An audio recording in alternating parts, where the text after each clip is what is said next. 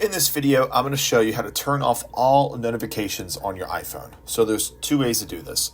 The first and easy way is very simply to go to your drop-down menu at the top right corner of your iPhone. So we're just going to drop down, and you're going to have some of these options. Go ahead to where you see focus, and go ahead and click on Do Not Disturb. This will silence all of your notifications on your phone, calls, messages, anything.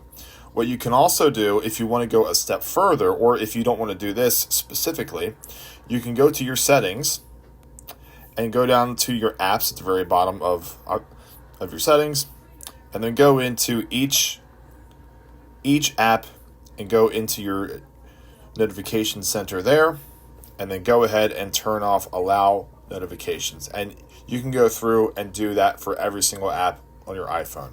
So that is two easy ways to turn off all of your notifications on your iPhone. Hope you guys liked the video, and we'll see you next time.